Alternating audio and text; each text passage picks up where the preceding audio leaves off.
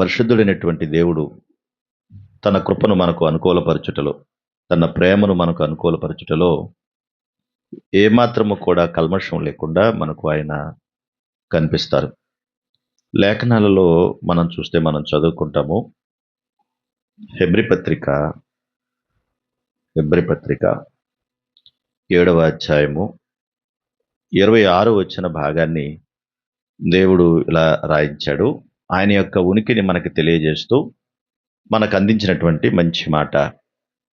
పవిత్రుడును, నిర్దోషియు, నిష్కల్మషుడును, పాపులలో చేరక ప్రత్యేకముగా ఉన్నవాడును, ఆకాశ మండలము కంటే మిక్కిలి హెచ్చైన వాడునైన ఇట్టి ప్రధాన యాజకుడు మనకు సరిపోయినవాడు అని దేవుడు తన కృపచేత మనల్ని బలపరుస్తూ తన స్థితిగతులలో మనం పొందుకున్నటువంటి రక్షణకు కారకుడైన సమాధానకర్త అయిన ప్రభు ఎటువంటి స్థితి కలిగిన వాడో, ఎటువంటి లక్షణాలు కలిగిన వాడో తెలియజేస్తా ఉన్నాడు.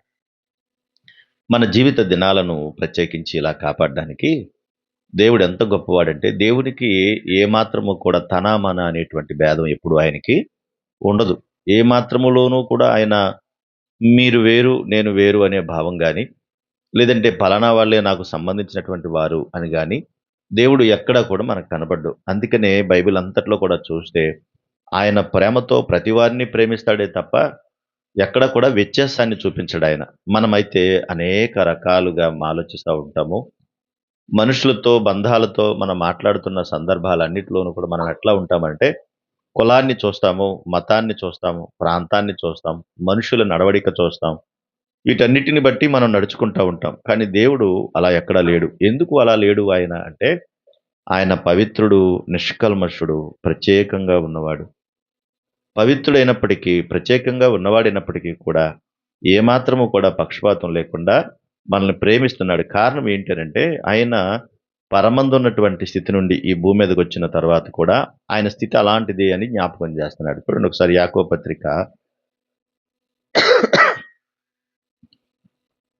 పత్రిక 3వ అధ్యాయము 17వ వచన భాగంలో ఇలా చెప్తున్నాడు ఆయన. అయితే పైనుండి వచ్చు జ్ఞానం మొట్టమొదట పవిత్రమైనది, తరువాత సమాధానకరమైనది, మృదువైనది, సులభముగా లోబడినది, కనికరముతోనూ మంచి ఫలములతోనూ నిండుకునినది, పక్షపాతమైనను వేషధారణ అయినను లేనిదినై ఉన్నది అన్నాడు. ఈ మాట నేను గడిచిన దినంలో కూడా జ్ఞాపకం చేశాను. పైనుండి వచ్చినటువంటి జ్ఞానం అనగా యేసుక్రీస్తు ప్రభువారు ఈ భూమి మీదకి రావడం కూడా ఎంత చక్కని ఒక ఉదాహరణ మనకు కనిపిస్తుంటే, ఆయనలో పక్షపాతము గాని, వేషధారణ గాని ఎక్కడ ఆయనకి లేదు అన్నాడు. ఒకవేళ పక్షపాతం అనేది ఆయనలో ఉంటే, తనం అనేటువంటి భేదం ఒకవేళ ఆయనలోనే ఉంటే, అసలు మన ఆలోచన విధానాలన్నీ కూడా మారిపోతాయి. మనము వేరువేరుగా కనిపిస్తూ ఉంటాం. ఎందుకంటే మనం అనుకున్న వాళ్ళని ఒకలాగా చూస్తాం, మనం కానటువంటి వాళ్ళని మరొకలాగా చూస్తాం. మానవులుగా ఇది మన నైజం. మన ఉద్దేశాలన్నీ కూడా మనం ఏదైతే అనుకుంటున్నామో, ఏదైతే మాట్లాడాలనుకుంటున్నామో, ఏదైతే కావాలనుకుంటున్నామో వాటి మీదకి వెళ్తుందే తప్ప దేవుని అనుకున్నటువంటి విధానం మన లోపలికి రాదు. ఒకవేళ మనం కూడా అలాంటి పక్షపాత వైఖరి మన లోపల ఉంటే. ఎందుకు అనంటే మనలో సహజంగానే ఉంటదది. కానీ మనం నమ్ముకున్న దేవుడు మాత్రం పక్షపాతం లేని దేవుడాయన. కనుక ఆయన ఉద్దేశాలు ఆయన పైనుండి రావడంలో కూడా ఎటువంటి పక్షపాతము లేదు, ఎటువంటి వేషధారణ కూడా ఆయనలో కనపడదు. అందుకే మనం ఆరాధించడానికి కూడా పేతురు రాసిన మొదటి పత్రిక 1వ అధ్యాయం, పేతురు రాసిన మొదటి పత్రిక 1వ అధ్యాయము 17వ వచన భాగాన్ని చూడండి. 17వ వచన భాగం. పక్షపాతము లేకుండా క్రియలను బట్టి ప్రతివానిని తీర్పు తీర్చువాడు తండ్రి అని మీరు ఆయనకు ప్రార్థన చేయుచున్నారు అన్నాడు. పక్షపాతము లేకుండా క్రియలను బట్టి తీర్పు తీర్చేవాడు ఆయన. అంటే ఆయన యొక్క సందర్భాలన్నిటిలోనూ కూడా ఏదైనా న్యాయం చెప్పినా కూడా తన మన అనేటువంటి భేదము లేకుండా న్యాయం తీరుస్తాడు. ఒకరికొకలాగా వీడు మనోడు కదని ఒకలాగా, బయటోడు కదని ఒకలాగా అనేటువంటి ఆలోచనలు దేవునిలో ఏ కోసానా మనకు కనిపించవు. మనవాడు ఏదన్నా తప్పు చేశాడు అనుకోండి, మనవాడు తప్పు చేసినప్పుడు మనం అక్కడ ఉంటే మనం సాధారణంగా ఎవరికి సపోర్ట్ చేస్తాం? తప్పో రైటో తర్వాత విషయం, కానీ ఫస్ట్ ఎవరికి సపోర్ట్ చేస్తాం? మనోడికే సపోర్ట్ చేస్తాం. ఎందుకంటే తమ్ముడో, అన్నయ్యో, అక్కో, చెల్లో అని మనం ఆటోమేటిక్‌గా ఫస్ట్ ఏంటంటే మన మనసులోనే ఒక భావం ఉంటది. ఏంటంటే వీడు మావోడు అనేటువంటి భావం మనసులో ఉంటది కాబట్టి, అవతల వాడు ఏం చెప్పినా కూడా ఒకవేళ అంటే అనుండొచ్చు కానీ మా వోడు చేసింది తప్పు కాదు. మా వాడు చేసింది రైటే తప్పేమీ కాదు అని సమర్థించుకుంటా మనం మాట్లాడుతూ ఉంటాం. కానీ దేవుడు మాత్రం అలా కాదు. ఆయన పక్షపాతం లేకుండా తీర్పు తీర్చేవాడాయన. ఆయనకి ఈ భేదం, ఆ భేదం ఏమీ లేదు. ఒకవేళ దేవునికి కూడా అలాంటి పక్షపాత బుద్ధి ఉంటే అసలు మనమేమైపోవాలో. దేవుడు ఒకవేళ ఈ భూమి మీద ప్రభువు ఈ భూమి మీదకొచ్చిన తర్వాత ఆయన ఏ గోత్రంలోంచి వచ్చాడాయన? ఏ ప్రభుత్వాలు స్థాపించాలి ఇంకా? మరి యోధా గోత్రపు సింహాసనం మీద ఉండాల్సినటువంటి ఆయన కదా! ఒకవేళ ఆయనకే పక్షపాతం ఉంటే ఆయన ఎవరికి సపోర్ట్ చేయాలిప్పుడు? యూదులందరికీ సపోర్ట్ చేయాలి కదా! వాళ్ళతోనే సపోర్ట్ చేయాలి. వాళ్ళతోనే మాట్లాడాలి. కాబట్టి మరియమ్మ తన యొక్క సోదరులు అందరూ కూడా ఉన్నప్పుడు వాళ్ళందరికి కూడా సపోర్ట్ చేయాలి. ఎవరేమన్నా అనుకున్నా సరే. కానీ యేసుక్రీస్తు ప్రభువారు వెళ్తూ ఉంటే ఆ గుంపులో ఉండి ఆయన సువార్త అందిస్తా ఉంటే ఆ సమయంలో ఆయన తల్లి మరియా అని సోదరులు అందరూ వస్తే, "ఇదిగో నీ తల్లి, నీ సోదరులొచ్చారంటే" ఏం చెప్పాడాయన? ఎవరు నా తల్లి? ఎవరు నా సహోదరులు? నా తండ్రి చిత్త ప్రకారం చేయవాడే నా తల్లి, నా సహోదరుడనన్నాడు. అంటే ఆయనలో ఎక్కడ ఏ పక్షపాతము కనిపించలేదు. ఎంత మంచి దేవుణ్ణి మనం నమ్ముకున్నామో చూడాలి. మన ప్రభువైన యేసుక్రీస్తు వారు ఆయన పక్షపాతం లేనటువంటి దేవుడాయన. అటువంటి దేవుడిని నమ్ముకున్నాం గాబట్టి మనకు కూడా ఎలాంటి లక్షణాలు రావాలని ఆయన కోరిక? చెప్పండి మనకు కూడా అలాంటి లక్షణాలతో మనం బతకాలన్నదే ఆయన సంకల్పం, అది ఆయన కోరిక, ఆయన ప్రణాళికది. దాని నుండి మనం తొలగిపోకూడదన్నది ఆయన ఉద్దేశం. చూసిన తినే కాడైనా, న్యాయం చెప్పే కాడైనా, తప్పొప్పుల కాడైనా, ఏ సమయాల్లోనైనా మనలో అలాంటి పక్షపాతం కనిపిస్తది. కానీ, మనం నమ్ముకున్న ప్రభువులో ఎక్కడా అది కనబడదు. అందుకనే ఆయన పక్షపాతం లేకుండా తీర్పు తీర్చేవాడు అని మనం ఆయనకి ప్రార్థన చేస్తున్నాం. అంతేకాదు ఆయనకు ప్రార్థన చేయుటలో ఒకవేళ ఆయనకు పక్షపాతం ఉంటే ఎవరికి చేయాలనుకున్నాడో వాళ్ళకే చేసి, ఎవరికి చేయకూడదన్నాడో వాళ్ళకి చేయకుండా ఉంటాడు. కనుక దేవునికి ఎలాంటి స్థితిగతులేమి లేవు. ఇంత గొప్ప దేవుణ్ణి మనం నమ్ముకున్నాం. కనుక ఆయన చెప్పేటువంటి సందర్భాలు చాలా ధ్యానిద్దాం. చూడండి లేవియాకాండము 19వ అధ్యాయము 9వ వచన భాగం. అందరికీ చెబుతున్నాడాయన, మీరు భూమి పంట కోసేటప్పుడు మీ పొలం పక్కన వారలు కొయ్యకండి. కోతలో పరిగిని మీరు ఏరుకోకండి. ఫలవృక్షాలు తోట పరిగిని మీరు కూర్చుకోకండి. ఫలవృక్షాల తోటలో రాలిన పళ్ళు ఏరుకోకండి. అవి బేదలకును, పరదేశులకును వాటిని విడిచిపెట్టండి అంటున్నాడు. ఆయనకున్నటువంటి ప్రేమ చూడండి ఎట్లా ఉందో. పంట చేసేటప్పుడు కూడా చాలా మంది ఏం చేస్తారంటే మొత్తం ఊరిసి పట్టుకెళ్ళిపోతా ఉంటారు. ఊరిసి పట్టుకెళ్ళిపోతా ఉంటారు. కానీ దేవుడు అంటున్నాడు, అక్కడ కొంత ఉంచండి అంటున్నాడు. మొత్తం అంతా కోసేయకండి. కొద్దిగా ఉంచండి. ఎందుకు? పరగేరుకుంటారు కొంతమంది కదా! పరిగె అంటాం కదా! మనం పరగేరుకుంటారు అంటాం కదా! పరగేరుకునేవాళ్ళు ఒకళ్ళొస్తారు వాళ్ళు. ఇప్పుడు అసలు పరగేరుకుంటానికి అవకాశం ఉందా? అందుకే భూములన్నీ ఇలా నాశనం అయిపోయినాయి. ఆ రోజున పరగేరుకుంటాకొస్తే వాళ్ళొచ్చి పంటంతా అయిపోయిన తర్వాత వాళ్ళొచ్చి చక్కగా వేరుకుంటా ఉంటే, ఓ కుంచెడొడ్లో, 2 కుంచెలొడ్లో దాచుకునేవారు. స్థితిగతులే లేవు. దేవుడు చెప్పిన మాట ఏది పొలిపోదు. ఆయనేమంటున్నాడు? కొంచెం కొంచెం ఉంచండి. ఫలవృక్షముల తోట పరిగిన మీరు కూర్చుకోకండి. పండ్లు కూడా రాలిన పళ్ళు మీరు ఏరుకోకండి అంటున్నాడు. ఎందుకంటే అవి పరదేశులకో, పేదవాళ్ళకో ఎవరొకరు వస్తారు ఆ ప్రాంతానికి. వాళ్ళేం చేస్తారు ఆ పళ్ళు? ఏరుకుంటారు. వాళ్ళు కొనుక్కోలేకపోతే ఆ పండు ఏరుకుని వాళ్ళు తింటారు అని. ఈ రోజున అలాంటి పరిస్థితులు ఎక్కడున్నాయి? కనుక దేవుడు ఎంత మంచోడంటే అందరికీ అవసరమైనటువంటి రీతిగా ఆయన ఆన్సర్ చెప్పాడు. సమాధానం చెప్పాడు. ప్రతి వారికి అవసరమైన రీతిగా. మనం తినకపోతే పళ్ళు కుళ్ళిపోయి పెంట మీద పడేస్తామేమో తప్ప, కనీసం మనం ఎలాగో తినలేం కదని పక్కోళ్ళకి ఓ పండిస్తామా అండి? ఇస్తామండి. ఫ్రిడ్జ్‌లో పెట్టి కుళ్ళిపోయి పడేసినా పడేస్తాము. లేదంటే మనం తినలేకపోతే అందులో పడేసి అవి బాగా కుళ్ళిపోయిన తర్వాత అప్పుడు మళ్ళీ పెంట మీద పడేస్తాం. ఇలాంటి పనులన్నీ చేయొద్దు. ఇలాంటి పనులన్నీ చేయొద్దు. ఒకవేళ నువ్వు తినలేకపోతే ఎవరొకరికి వాటిని ఇస్తే వాళ్ళన్నా తిని సంతృప్తి పొందుతారు. కనుక ఆయన నీ పొరుగువాడిని హింసించొద్దు. అక్కడ మాట్లాడుతున్నాడు. నా నామమును బట్టి అబద్ధ ప్రమాదం చేయొద్దు నువ్వు. 11లో ఉంది. మీ దేవుడైన యెహోవాను నేను. కనుక మీరు దొంగిలవద్దు, బొంకవద్దు, ఒకడితో ఒకడు అబద్ధమాడొద్దు. నా నామాన్ని బట్టి అబద్ధ ప్రమాణం చేయొద్దు. దేవుని నామాన్ని మీరు అపవిత్రపరచొద్దు. నీ పొరుగువాడిని హింసించవద్దు, దోచుకోవద్దు. కూలివాని కూలి మరునాటి వరకు నీ యొద్ద ఉంచుకోవద్దన్నాడు. ఎప్పుడో నేను నీ పట్ల చూపినటువంటి కృపను బట్టి మీ బతుకును మీరు కాపాడుకోవాలి తప్ప, ఇక్కడ చెప్తున్న మాటలన్నిటిలోనూ కూడా ఆయనలో ఏ పక్షపాతము కనబడలేదని చెప్పడానికి చెప్తున్నాను ఈ మాటలు. ఒకవేళ ఉంటే గనుక ఏం చెప్తాడాయన? ఆళ్ళోళ్ళకి ఒకలాగా, మనలోకి ఒకలాగా, మన కులపోలైతే ఒకలాగా, మన మతంలో ఒకలైతే చెప్పమంటాడాయన. ఇంకా ఆయన ఏమంటాడు చూడండి అక్కడ, చెవిటివాడిని తిట్టకూడదు, గ్రుడ్డివాని ఎదుట అడ్డం వేయొద్దు, నీ దేవునికి భయపడాలంటున్నాడు. చెవిటివాడిని ఏమంటున్నాడు? చెవిటోడిని నిజమే చాలా మంది కొంతమందికి నిజంగానే వినపడదు. చెవుడుంటది. వాళ్ళు నువ్వు తిట్టొద్దు అంటున్నాడు. అంటే వాడికి వినపడదు కదా అని చెప్పేసి నీ ఇష్టానుసారంగా నువ్వు మాట్లాడొద్దు. చెవిటోడు వాడు వినలేడేమో గాని ఎవరు వింటారు నీ మాటలు? దేవుడు వింటాడుగా. ఆ భయము, భక్తి కలిగి ఉండాలి. నేను మీ యెహోవాను అని అంటున్నాడు ఆయన. మీ దేవునికి భయపడండి మీరు అంటున్నాడు. ఆ మాటలోనే అక్కడ ఇంకేమంటున్నాడు? గుడ్డివాని ఎదుట అడ్డము వేయకూడదని. అంటే కళ్ళు కనపడట్లేదు కదా అని వాడికి అడ్డంగా వేసి వాడు పడిపోతే నువ్వు చప్పట్లు కొట్టుకుని ఆనందపడి, సంతోషపడి, ఇవన్నీ కూడా శాడిస్ట్ లక్షణాలు అంటారు వీటిని. ఎదుటోడు ఏడుస్తూ ఉంటే మనం ఆనందపడ్డం. కనుక దేవునికి ఇన్ని సుగుణాలు ఉన్నాయి. మనం అలాంటి సుగుణాలు కలిగినటువంటి వారిగా ఉండాలన్నదే ఆయన సంకల్పం. ప్రజలలో కొండిములాడుచు నీ ఇంటింటికి తిరగొద్దు, నీ సహోదరునికి నువ్వు హాని చేయొద్దు, నీ సహోదరుని పగబట్టొద్దు, వానికి పాపం రాకుండానట్లు నీవు వాడిని తప్పక గద్దించు, కీడుకు ప్రతి కీడు చేయొద్దు అంటున్నాడు. నిన్ను వలే నీ పొరుగు వాణిని నువ్వేం చేయాలా? ప్రేమించు అంటాడు. ఎవరు చెప్పారు ఈ మాటలు? భూ ప్రపంచం మీద ఎవరూ చెప్పలేదు ఈ మాటలు. ఇట్లా నువ్వు కీడు చేయొద్దు అనేటువంటి మాటలు. కనుక దైవికంగా మనం ఎదిగి ఫలించడానికి మనం ప్రభువుని అంగీకరించాం, ప్రభువుని నమ్ముకున్నాం, ప్రభువుని ఆరాధిస్తున్నాం. వెరీ గుడ్, మంచిది, చాలా సంతోషం. కానీ ప్రభు యొక్క సుగుణాలను మన లోపలికి తెచ్చుకోవాలి. అదే ఆయన ఆలోచన. ఆయన ఏం చెప్పాడో ఆ మాటలు మన లోపలికి వస్తేనే కదా దాని విలువ కదా. ఎంత తిన్నా కూడా వంట పట్టకపోతే ఆరోగ్యం పోయినట్టే కదా.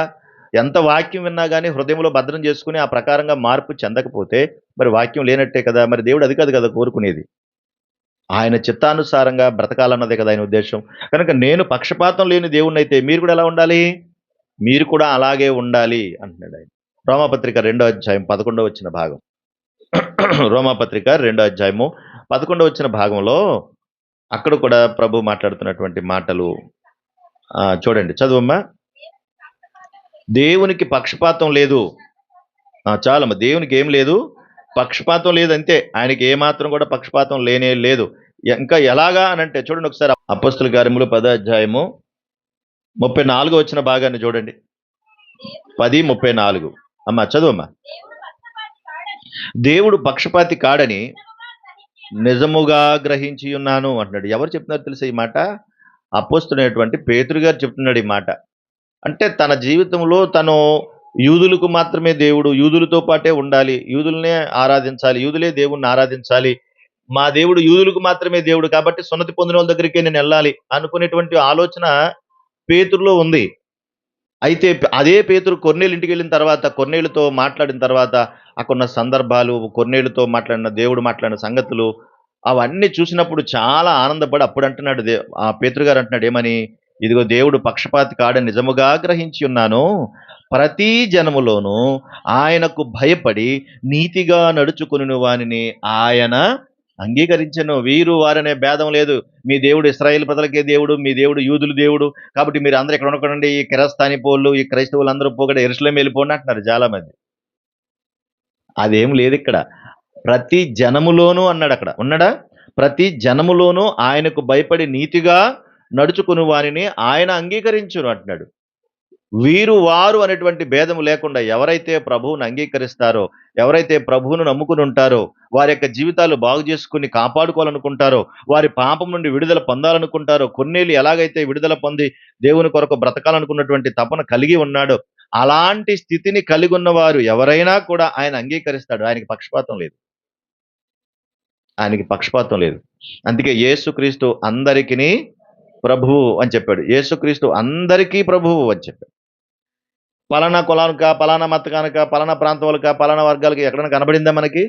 పలానా వాళ్ళకి దేవుడని ఎక్కడ ఉందా మనకి? ఉందంటారా? ఎక్కడ లేదు. వీళ్ళు మాత్రమే చర్చికి రావచ్చు, వీళ్ళు రాకూడదని ఏమన్నా ఉందా? వీళ్ళు మాత్రమే దేవుణ్ణి ఆరాధించాలి, ఇంకా ఎవరో ఈ చర్చిలోకి రాకూడదని ఉందా? లేదండి, ఎక్కడా లేదు. దేవునికి అలాంటి పక్షపాతం ఎక్కడా లేదు. స్పెషల్ దర్శనం, ప్రత్యేకమైన దర్శనం ఇలాంటివి ఏమి దేవుని దగ్గర లేవు. ఎవరైనా వచ్చి, ఎలాంటి వారైనా వచ్చి ఆయన సన్నిధిలో మోకరించి ఆయన ఆరాధించవచ్చు, ప్రార్థించవచ్చు, ఆయనతో గడపచ్చు. అందుకనే కొన్నేళ్ళు ఒక యూదుడు కాదు, ఒక అన్యుడు అయినప్పటికీ కూడా ఆయన ఎంతో గొప్పగా దేవుణ్ణి ఆరాధిస్తే పేతురును పంపించి ఆయన గురించినటువంటి వివరాలు అందించాడు. అప్పుడు పేతురికి అర్థమైంది, వారికి పరిశుద్ధాత్మ దేవుణ్ణి వరంగా దేవుడిస్తే వాళ్ళందరికీ బాప్తిసాలు ఇచ్చాడు. చూసారా? ఇంత మంచి దేవుణ్ణి మనం నమ్ముకుని మనకు పక్షపాతం అనేది ఉండొచ్చా? మనకి ఉండొచ్చా? ఉండొచ్చమ్మా? మనకి మన జీవితాలకు ఉండొచ్చా? వీళ్ళు వేరు, వాళ్ళు వేరు. ఇప్పుడున్న పరిస్థితుల్లో ప్రాంతాలన్నింటిలోనూ పేరుకే క్రైస్తవులు అంటున్నారు, కానీ ఎవరికి సంబంధించినటువంటిగా వాళ్ళు కట్టుకుంటా పోతా ఉన్నారు. ఈ కులానికో సంఘం, ఆ కులానికో సంఘం, డబ్బున్న వాళ్ళందరూ ఓ సంఘం, ఏమీ లేని వాళ్ళందరూ సంఘం, పేదవాళ్ళందరూ ఒక సంఘం, కార్లున్న వాళ్ళందరూ ఓ సంఘం. ఇలాగ అంతా తయారైపోయి విస్తరంటారు కదా! అలాగయిపోయి. దేవునికి లేని భేదం మనకెందుకు? దేవునికి లేనటువంటి అలాంటి స్థితి మనకెందుకు? ఆయన ప్రేమ కలిగిన వాడు, పవిత్రుడు. అందరూ పవిత్రంగా ఉండాలని కోరుకునేటువంటి వాడాయన. చివరిగా ఒక మాట చెప్పి ముగిస్తాను చూడండి. మత్తయి సువార్త 5వ అధ్యాయం. మత్తయి సువార్త 5వ అధ్యాయం 43వ వచన భాగం. 5:43. నీ పొరుగువాడిని ప్రేమించి నీ శత్రువుని దీవించమని మీరు చెప్పిన మాట మీరు విన్నారు కదా! మిమ్మును మీ శత్రువులను ప్రేమించండి, మిమ్మును హింసించు వారి కొరకు ప్రార్థన చేయండి అన్నాడు. చూడండి ఎవరు చెప్తున్నాడు ఈ మాట? అందరికీ. అందరికీ.